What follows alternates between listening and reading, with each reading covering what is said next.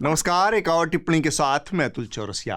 सब कुछ अगर ठीक ठाक रहा तो देश को एक शानदार आंदोलन देखने को मिलेगा। यह आंदोलन कुछ सरकारी कर्मचारी इसलिए कर रहे हैं ताकि वो देर से दफ्तर आने, बिना बताए छुट्टी मार लेने और तय समय सीमा से कम काम करने के अपने नागरिक अधिकारों की रक्षा कर सकें।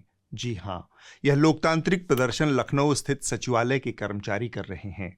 लखनऊ के सचिवालय प्रशासन ने कुछ दिन पहले अपने कर्मचारियों के लिए बायोमेट्रिक अटेंडेंस प्रणाली अनिवार्य कर दिया था।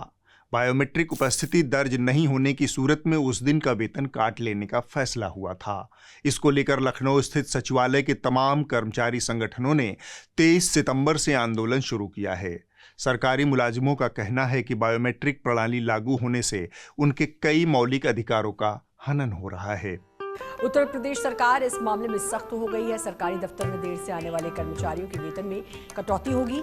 सचिवालय में देर से आने वाले अधिकारियों और कर्मचारियों पर सरकार ने सख्ती बरतनी शुरू कर दी है, जिसके बाद अब मानव संपदा पोर्टल से बायोमेट्रिक उपस्थिति प्रणाली को जोड़ा जाएगा।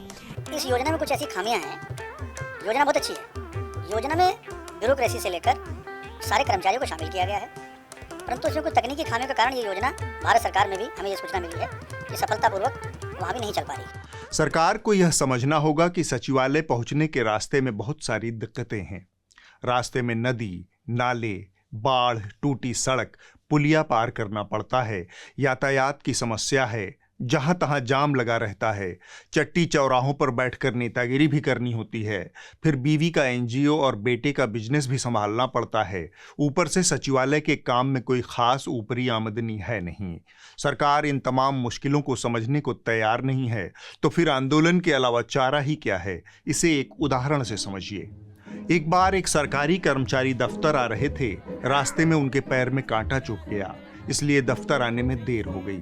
जैसे तैसे दफ्तर पहुंचे तो उन्हें बेसाख्ता आराम की तलब आ रही थी। कांटा धसे पैर की स्थिति में सरकारी कर्मचारी काम कैसे कर सकता है? चेहरे पर दर्द के भाव देखकर चपरासी ने पूछ लिया, साहब क्या बात है? कर्मचारी बोला, कांटा चुभ गया है पाँव में। चपरासी बोला, इसमें परेशान होने की क्या बात है साहब, कांटा निकाल दो, चाय पियो और काम पर लगो, बहुत लंबी लाइन लग चुकी है। कर्मचारी बोला, पागल हो गया है क्या? अभी कांटा कैसे निकालूं? अभी तो लंच टाइम है, मेरा निजी टाइम, ड्यूटी के समय निकाल दूंगा। चपरासी प्रसन्न होकर बोला, ये की ना आपने सरकारी कर्मचारियों वाली बात, आई लाइक इट। आपको बता दें कि लखनऊ के सचिवालय में 3,500 से अधिक अधिकारी और कर्मचारी काम करते हैं। सचिवालय प्रशासन ने कुछ दिनों का बायोमेट्रिक ब्यौरा निकाला तो पता चला कि 60% कर्मचारी देर से आते हैं। इसमें 30% ऐसे हैं जो प्रतिदिन बायोमेट्रिक उपस्थिति दर्ज ही नहीं करते। लेकिन आपको निराश नहीं होना है, यही वो लोग हैं जो 2047 तक हमें विकसित राष्ट्र बना कर देंगे। इसलिए यह हमारा और आपका कर्तव्य है कि इनके आंदोलन को अपना नैतिक समर्थन दें।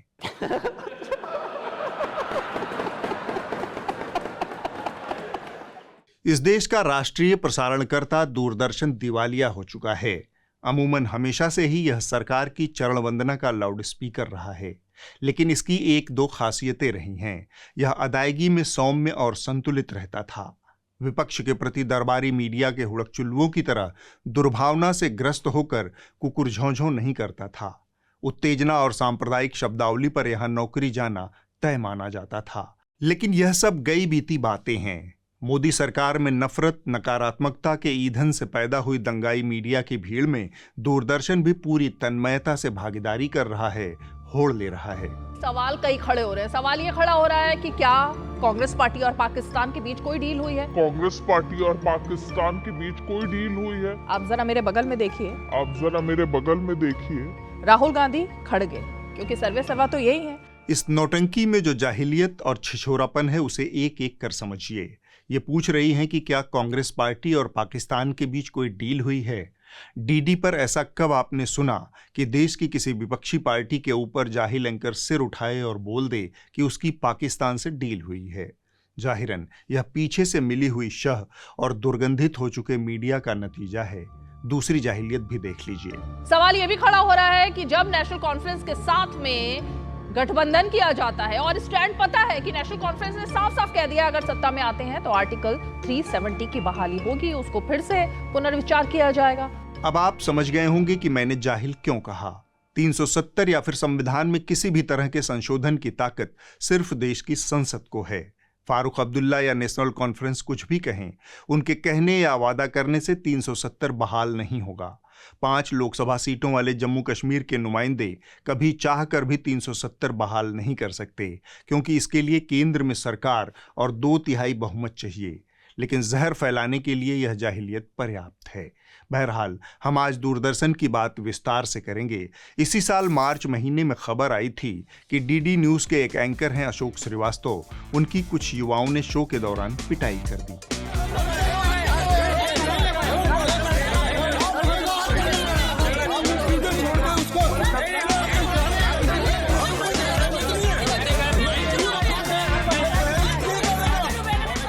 लोग उस पिटाई को भूल गए, लेकिन हम कहना चाहते हैं कि हिंसा किसी भी चीज का समाधान नहीं है। ताज़ा खबर ये है कि अशोक श्रीवास्तव पत्रकारिता पर हो रहे हमले के खिलाफ सड़क पर उतर गए हैं। उन्होंने अमेरिका में रहने वाले एक पत्रकार पर हुए तथाकथित हमले के खिलाफ एक ऐतिहासिक आंदोलन किया। इसके बाद अशोक श्रीवास्तव सूचना और प्रसारण मंत्री अश्विनी वैष्णव के पास इस राष्ट्रीय समस्या से संबंधित ज्ञापन देने पहुंचे। मंत्री जी ने सहृदय ज्ञापन स्वीकार किया और अमेरिका में अभिव्यक्ति की आजादी पर मंडरा रहे खतरे पर अपनी चिंता जताई। मंत्री जी ने वादा भी किया कि इस समस्या के समाधान के लिए वो प्रेस काउंसिल का दरवाजा भी खटखटाएंगे। जिस तरह से राहुल गांधी की एडवांस टीम ने बदसलूकी की, बदतमीजी की, उसके साथ हाथापाई की, उसको धक्का दिया, उसके साथ मारपीट की, उसका मोबाइल छीन लिया। 3 घंटे तक अगर विदेश की धरती पर एक भारतीय पत्रकार को कांग्रेस के लोगों ने बंधक बना के रखा। निश्चित भाव से कांग्रेस और कांग्रेस के अध्यक्ष जी को इसमें एक्शन लेना चाहिए और हम इसको प्रेस काउंसिल ऑफ इंडिया को भी भेजेंगे। अभी और सुनिए, अमेरिका में अभिव्यक्ति पर आसन्न इस गंभीर खतरे को भांपते हुए कभी एक प्रेस कॉन्फ्रेंस तक नहीं करने वाले प्रधानमंत्री श्री नरेंद्र मोदी जी भी चिंतित हो गए। उन्हें इतनी चिंता थी कि जम्मू कश्मीर के चुनाव में भाषणबाजी की व्यस्तता के बीच से समय निकालकर उन्होंने इस पर बयान दिया। अमेरिका की धरती पर हिंदुस्तान के एक बेटे को, वो भी एक पत्रकार को, और वो भी भारतीय संविधान की रक्षा के लिए काम करने वाले पत्रकार को कमरे में बंद कर करके उनके साथ जो व्यवहार हुआ है, क्या ये लोकतंत्र को, संविधान की मर्यादाओं को उजागर करने वाले विषय? क्या अमेरिका की धरती पर भारत के पत्रकार की पिटाई करके क्या भारत की प्रतिष्ठा बढ़ा रहे हो? जब ऊपर से लेकर नीचे तक, दरबारी से लेकर दरबार प्रमुख तक इस मुद्दे को उछालने लगे, तब हमें लगा कि अभिव्यक्ति पर निश्चित ही कोई गंभीर संकट आन पड़ा है। इस पर थोड़ा ध्यान देना चाहिए। हमने पाया कि इंडिया टुडे समूह के लिए अमेरिका में एक पत्रकार काम करते हैं, नाम है रोहित शर्मा। उन्होंने एक आरोप लगाया कि राहुल गांधी के अमेरिका दौरे के दौरान उनकी एक प्रेस कॉन्फ्रेंस में उनके ऊपर हमला हुआ। यह कहकर बंदा लापता हो गया। अमेरिका की नेशनल प्रेस क्लब ने भी बयान जारी कर दिया। अमेरिका में कांग्रेस के प्रतिनिधि सैम पित्रोदा ने भी इस घटना पर खेद जता दिया। लेकिन यह समझ नहीं आया कि जो घटना प्रेस कॉन्फ्रेंस में घटी उसका कोई चश्मदीद क्यों नहीं है, कोई वीडियो सामने क्यों नहीं आया। बंदा घटना के 7 दिन बाद शिकायत लेकर सामने क्यों आया, और शिकायत पर सवाल उठे तब वह चुप्पी क्यों साध गया। और न 3 में न 13 में अशोक श्रीवास्तव, उन्हें अमेरिका की घटना पर विरोध करने की क्यों जरूरत आन पड़ी। मंत्री और प्रधानमंत्री का तो मैंने आपको ऊपर बता ही दिया। जवाब कम, सवाल ज्यादा की स्थिति में हमने सोशल मीडिया को खंगालना शुरू किया। तब हमारे हाथ यह खजाना लगा। सवाल नंबर 1, कहने को यह हमला टेक्सास के अर्विंग में रिट्ज कार्ल्टन में हुआ था। यह अमेरिका का 7 सितारा होटल है, कोई भाजपा शासित राज्य नहीं जहां गुंडे कभी भी आकर आप पर हमला कर सकते हैं और पुलिस जानबूझकर अनदेखा कर देती है। पत्रकार द्वारा यहां एक भी अलार्म बजने पर पुलिस या सुरक्षाकर्मी कमरे में फटाफट पहुंच जाते। सवाल नंबर 2, पत्रकार ने इस हमले की रिपोर्ट तथाकथित घटना के 6 दिन बाद की। यह घटना 7 सितंबर की शाम को रिट्ज कार्ल्टन के कमरे में हुई थी और घटना की रिपोर्ट 13 सितंबर को की गई। सवाल नंबर 3, हमले के 1 दिन बाद पत्रकार रोहित शर्मा 8 सितंबर 2024 को टोयोटा म्यूजिक फैक्ट्री में मुख्य सार्वजनिक कार्यक्रम में एक सूट पहनकर रिपोर्टिंग कर रहे थे, जिसे उन्होंने अपने सोशल मीडिया अकाउंट पर पोस्ट किया है। जिसमें उन्होंने हमले का कोई जिक्र किए बिना खुशी खुशी रिपोर्टिंग की है। सवाल नंबर 4, उन्होंने बताया कि छोटे से होटल के कमरे में 30 लोग थे और मैं गारंटी दे सकती हूँ कि कमरे में सिर्फ 18 लोग थे, जिनमें मैं भी शामिल थी। विजयलक्ष्मी नादर उस प्रेस कॉन्फ्रेंस में मौजूद थी जहां पर यह घटना नहीं घटी थी, लेकिन रोहित शर्मा ने इसके घटने का दावा किया था। 3 लंबी पोस्ट के जरिए विजयलक्ष्मी नादर ने पूरे घटनाक्रम और इस तथाकथित हमले की कहानी के धागे खोले हैं। उम्मीद है इंडिया टुडे के रोहित शर्मा उतने ही ठोस तरीके से अपने पक्ष में प्रतिवाद करेंगे। दरअसल यह एक टेम्पलेट बन चुका है।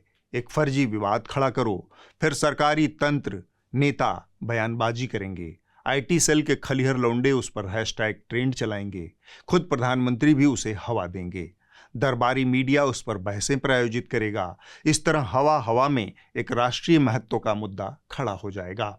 राहुल गांधी की अमेरिका यात्रा के दौरान ये पूरा तंत्र बड़ी बेसब्री से किसी मसालेदार विवाद के इंतजार में था। शायद राहुल गांधी के बयानों से विवाद खड़ा होने की मनोकामना पूरी नहीं हुई, इसलिए इस तरह के बनावटी बवाल खड़ा करने की कोशिश की गई। इस तरह के किसी भी उद्यम में इन वाले महाशय की भूमिका सबसे अहम होती है। राहुल गांधी की अमेरिका यात्रा में भी इन्होंने पूरी गंभीरता से वितंडा खड़ा करने का प्रयास किया। कैसे किया उस पर हम आगे बात करेंगे, लेकिन बात बात में अशोक श्रीवास्तव और दूरदर्शन को नहीं भूलना है, उसे पकड़े रहना है। तो जिस दिन क्रांति के इकलौते नायक लटियन के दिल्ली में अभिव्यक्ति को बचा रहे थे, उसी शाम किसी ने उनकी कार को टक्कर मार दी। जाहिरन इसे जान लेने की साजिश के तौर पर दरबारी मीडिया तंत्र ने पूरी तन्मयता से फैलाया। ये संयोग नहीं, प्रयोग है। कल रात ही अशोक श्रीवास्तव पर जानलेवा हमला हुआ। आधी रात को जब वे अपने दफ्तर से निकल रहे थे, तभी उनकी कार को एक एसयूवी ने पीछे से जोरदार टक्कर मारी। अशोक श्रीवास्तव जी ने इंडिया टुडे के पत्रकार रोहित शर्मा के साथ अमेरिका में हुई बदसलूकी और हमले के खिलाफ प्रदर्शन किया था। इस प्रदर्शन से पूरा इकोसिस्टम तिलमिला उठा था। लेकिन क्या विरोध के स्वर किसी की जान मांगते हैं? दिल्ली की सड़कों पर हर दिन दौड़ने वाली करीब 80 लाख गाड़ियों में औसतन 1,500-2 हजार हर दिन आपस में टकराती और रगड़ती रहती हैं। लेकिन अगर आप अशोक श्रीवास्तव हैं तो यह सीधे जानलेवा हमला हो जाएगा। किसने हमला किया? गाड़ी का मालिक कौन था? क्या अशोक ने इस बाबत कोई एफआईआर दर्ज करवाई? इन सब सवालों का कोई अर्थ नहीं है। इस दौरान एक और मजेदार वाकया हुआ। अशोक श्रीवास्तव ने चाय की प्याली में उठी क्रांति को अपने पिता श्रीमान विशंभर श्रीवास्तव से जोड़ दिया। जब सुधीर चौधरी के खिलाफ लैंड जिहाद के मामलों में कांग्रेस की सरकारों ने देश भर में एफआईआर की थी, तब अशोक श्रीवास्तव एक अकेला ही विरोध कर रहा था। मेरे पिता टाइम्स ऑफ इंडिया ग्रुप में अकेले इंदिरा गांधी की तानाशाही के खिलाफ खड़े थे, और आज मैं भी तानाशाही और पत्रकार पर हमले के खिलाफ खड़े होने का साहस रखता हूँ। भीड़ नहीं तो अकेले सही। यहां पर मामला हाथ से निकल गया। पिताजी की बात आई तो पिताजी के पुराने सहकर्मियों ने पिताजी का जुलूस निकाल दिया। तुम टाइम्स ऑफ इंडिया का जिक्र कर रहे हो? वे आडवाणी के पीए थे और उनके कहने से ही आडवाणी ने पहले तुम्हें पंचजन्य और फिर दूरदर्शन में रखवाया। अभी times of India, Navbharat times के लोग लिखने लगेंगे तो उनके लिए अपमानजनक स्थिति हो जाएगी। वैसे अलग अलग संदर्भों में कई लोगों ने लिखा है कि कैसे वह फ्री लंच और गिफ्ट के लिए कहां कहां पहुंच जाते थे। नवभारत टाइम्स में भी वे संपादक राजेंद्र माथुर के पीए थे। माथुर साहब उनसे फिल्म समीक्षा लिखवाकर उनके लंच डिनर गिफ्ट का प्रबंध करवा देते थे। और ये सब लिखा हुआ है कई पत्रकारों द्वारा कि कैसे वे उन जगहों पर भी पहुंच जाते थे जहां वे निमंत्रित नहीं होते थे। हम पिताजी के जुलूस में शामिल नहीं होंगे, हम तो अशोक श्रीवास्तव के जुलूस में इंटरेस्टेड हैं। शकील अख्तर की पोस्ट से पता चला कि श्रीवास्तव बंदा कुछ इस तरह के सहायता प्राप्त कोटे से दूरदर्शन पहुंचा है। इसके पिताजी आडवाणी के मुलाजिम थे, उनकी कृपा से यह डीडी में घुसा, फिर 10 साल तक यूपीए की सरकार में खाल ओढ़कर चुपचाप पड़ा रहा। वहाँ कांग्रेस के मंत्रियों नेताओं की मेहरबानी से तुम 10 साल लगातार तरक्कियों पर तरक्कियां पाते रहे। उन्होंने पूरे 10 साल यूपीए के समय तुम्हें दूरदर्शन में रखा। फिर मोदी जी की सरकार आई और इसने नकली खाल उतार दी। आपने देखा किस तरह से बीजेपी के आईटी सेल के अमित मालवीय ने इस जानलेवा हमले पर चिंता व्यक्त की। अमित मालवीय भाजपा के पीसी सरकार हैं। ये हवा में हाथ घुमाकर विपक्ष के किसी भी नेता या पार्टी को देशद्रोही साबित कर सकते हैं। राहुल गांधी के अमेरिका दौरे के दौरान इनके ऊपर यह जादू करने की महती जिम्मेदारी थी। अभिव्यक्ति की आज़ादी वाला मामला ज्यादा नहीं चला तो मालवीय ने आरक्षण का मुद्दा हवा में पैदा किया। जो राहुल गांधी अपने देश में जातिगत जनगणना और संसाधनों के समुचित बंटवारे की वकालत कर रहे हैं, वो अमेरिका में आरक्षण विरोधी हो गए। इसी तरह के चमत्कार दिखाने के लिए बीजेपी ने अमित मालवीय को रखा है। तो बीजेपी के पीसी सरकार ने अपनी प्रतिभा का प्रदर्शन करते हुए एक वीडियो एक्स पर शेयर किया। We will think of scrapping reservations when India is a fair place. Rahul Gandhi के साथ तो इन्होंने जो झूठ और आडंबर फैलाना था वो फैलाया। लगे हाथ अमेरिका में रहने वाले बाबा साहेब भीमराव अंबेडकर के प्रपौत्र राजरत्न अंबेडकर पर भी दबाव डालना शुरू कर दिया कि वो राहुल गांधी की मजम्मत करें, उसकी निंदा करें। लेकिन राजरत्न अंबेडकर ने जो किया उससे बीजेपी के पीसी सरकार की कलई खुल गई। आप भी देखिए। आरक्षण कब तक होना चाहिए कि जब तक जाति है, जब तक जातिवाद है, जब तक सोशल डिस्क्रिमिनेशन है, तब तक आरक्षण होना चाहिए। हम भी आरक्षण छोड़ना चाहते हैं। अरे 75 साल हो गए, हमको उस लिस्ट से बाहर आना है, लेकिन उस लिस्ट से बाहर आने के लिए क्या वो माहौल है? यही बात राहुल गांधी ने कही। इसलिए मैं कोई राहुल गांधी का समर्थक नहीं हूं, न ही मैं कांग्रेस का कोई समर्थक हूं, लेकिन इस बात के ऊपर राहुल गांधी का किस वजह से हम लोग विरोध करें? राहुल गांधी हमारे लिए कोई प्रिय व्यक्ति नहीं है। हमारे लिए कांग्रेस और बीजेपी दोनों सेम है, लेकिन किस वजह से आंदोलन करना है, ये तो हमारे दिमाग को समझना चाहिए। राहुल गांधी को आरक्षण विरोधी साबित करने की असफल कोशिश कर रहे अमित मालवीय का आरक्षण को लेकर अपना अतीत इतना दागदार है कि शरीफ आदमी चुल्लू भर पानी भी न ढूंढे डूबने के लिए।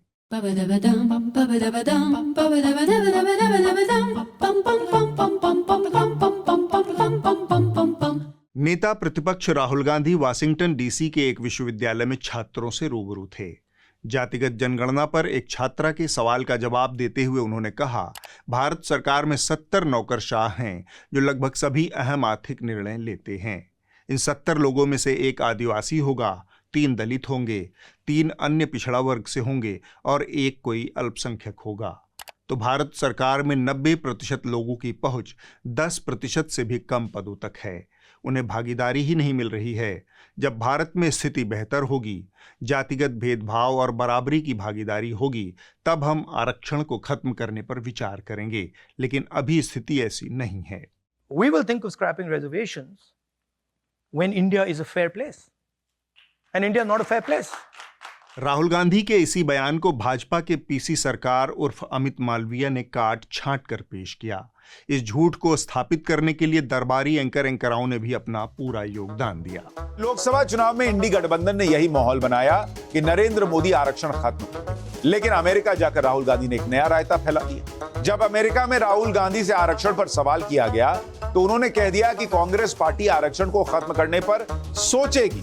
अब हम आगे बढ़ते हैं। आंध्र प्रदेश के तिरुमाला तिरुपति देवस्थानम, जिसे हम तिरुपति मंदिर के नाम से भी जानते हैं, वहां के प्रसाद पर विवाद खड़ा हो गया है। गुजरात की एक लैब रिपोर्ट में आशंका जताई गई है कि प्रसाद के लड्डू में एनिमल फैट हो सकता है। इस बाबत आंध्र प्रदेश के मुख्यमंत्री चंद्रबाबू नायडू ने एक अनौपचारिक बयान देकर पूर्ववर्ती YSRCP की सरकार को इसके लिए जिम्मेदार ठहरा दिया। तिरुपति मंदिर में प्रसाद के रूप में मिलने वाले लड्डुओं को लेकर विवाद बढ़ता ही जा रहा है। प्रसाद के लड्डुओं में जानवरों की चर्बी होने का दावा किया जा रहा है। आंध्र प्रदेश के मुख्यमंत्री चंद्रबाबू नायडू ने गुरुवार को कहा कि पिछली सरकार के दौरान तिरुमला लड्डू को बनाने में शुद्ध घी के बजाय जानवरों की चर्बी वाला घी इस्तेमाल किया जाता था। यह रिपोर्ट आने के बाद दरबारी मीडिया के एक बड़े हिस्से की आंख में आंसू आ गए। मसलन इस उड़क चुल्लू की बात सुनिए। अभी मैं रवि हमारे असाइनमेंट पर है, मैं उनसे मिलकर उनकी आंखों में आंसू थे। उन्होंने बताया कि मैं पिछले सालों साल से हर महीने मेरे लिए तिरुपति बालाजी से प्रसाद आता है। उनकी आंखों में आंसू थे। वो कह रहे थे कि मतलब ये इससे बड़ा मतलब ये देवद्रोह है। सुनील देवधर हैं बीजेपी के नेता, वो बालाजी का प्रसाद भेजते हैं। मैंने उनसे रिक्वेस्ट की प्लीज मुझे भेजिएगा तिरुपति बालाजी का, वो हर बार भेजते हैं। और आज जो ये खबर मिली है कुछ लोगों का दिवालियापन इसके भी आगे निकल गया। नेटवर्क 18 का एक क्षेत्रीय चैनल है न्यूज 18 राजस्थान। इसकी बकलोल एंकर को लगता है कि लंबा सा माइक लगाकर कुछ भी अल्लबल बकने को पॉडकास्ट कहते हैं। केवल पॉडकास्ट कह देने भर से वीडियो शो पॉडकास्ट हो जाता है, उसका कोई नाम नहीं होता। ये बकवास देखिए।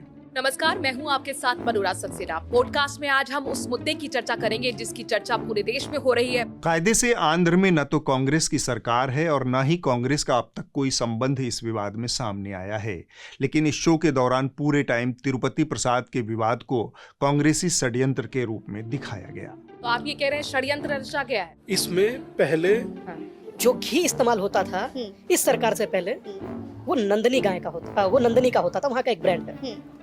इससे बाद कांग्रेस सरकार आई तो उसका रेट बढ़ा दूध का, तो 3 रुपया दाम भी बढ़ा दिया गया।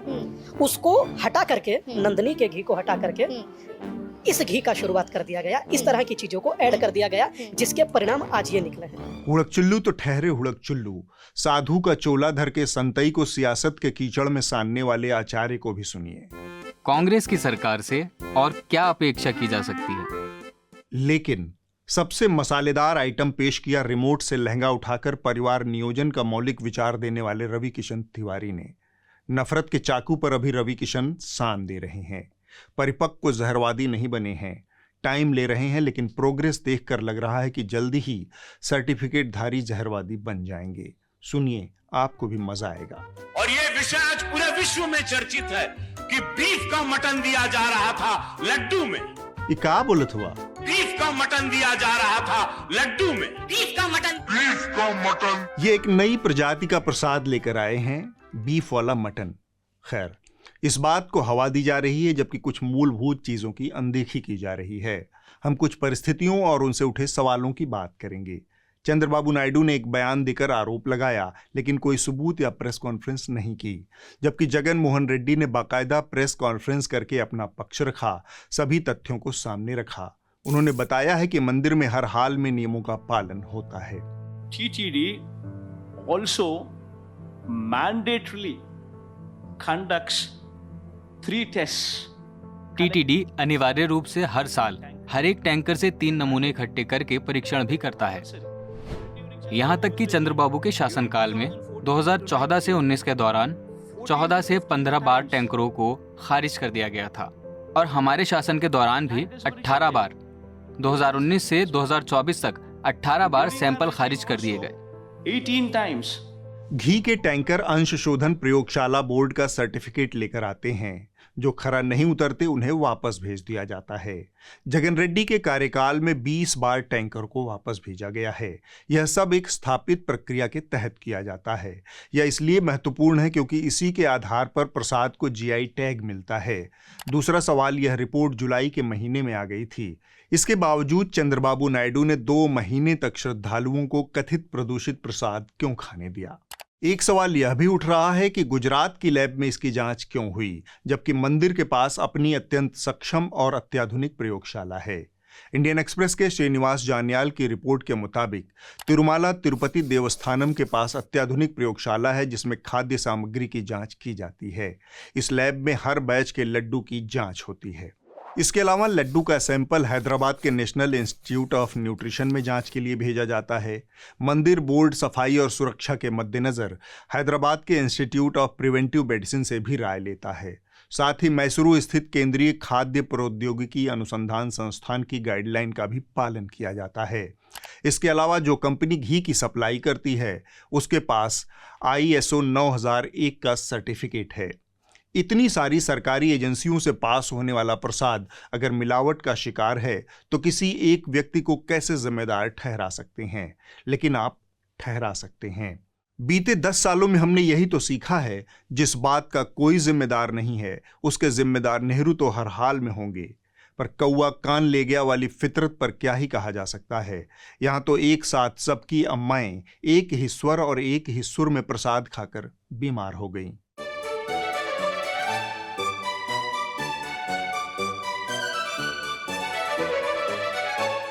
इससे बड़ा सबूत क्या होगा इस बनावटी विवाद के पीछे? अब आप इस हफ्ते की रिपोर्ट देख लीजिए। जो कही जा रही थी बातें के अंदर में भी। इस हफ्ते की रिपोर्ट BBC हिंदी से है। यह रिपोर्ट महाराष्ट्र के सांगली जिले में स्थित एक मस्जिद की है। यहाँ बीते 44 साल से गणेश चतुर्थी उत्सव का आयोजन होता आया है और मस्जिद में गणेश जी की प्रतिमा स्थापित होती है। सभी धर्मों के लोग भगवान गणेश के इस खास आयोजन में हिस्सा लेते हैं। ऐसी मिसालों को आगे बढ़ाने की जरूरत है। या मंडळात आम्ही पूर्वी पहिल्या सुरुवातीपासून मी अध्यक्ष होतो, तेव्हा मंडळ बिंडप सगळं आमचा होता, म्हणजे छत बीत इकडं असं हे छत आहे याचं, तेव्हापासून आमचं हे हिंदू मुस्लिम एकत्र होईल आम्ही हा सण साजरा करतो। किसी भी धर्म को मानने वाले हों, सभी तरह के लोग भगवान गणेश के इस खास आयोजन को देखने के लिए आते हैं। अगले हफ्ते होगी एक और टिप्पणी। इस वीडियो को लाइक, शेयर और सब्सक्राइब करें। न्यूज लॉन्ड्री को जरूर सब्सक्राइब करें। हमारे अनिल सेना प्रोजेक्ट को आप अपनी मदद दें, क्योंकि हम किसी भी तरह का न तो कॉरपोरेट का विज्ञापन लेते हैं, न किसी सरकार से विज्ञापन लेते हैं। सिर्फ आप हमारे साथ हैं, इसलिए हम अपनी पत्रकारिता कर पा रहे हैं। नमस्कार।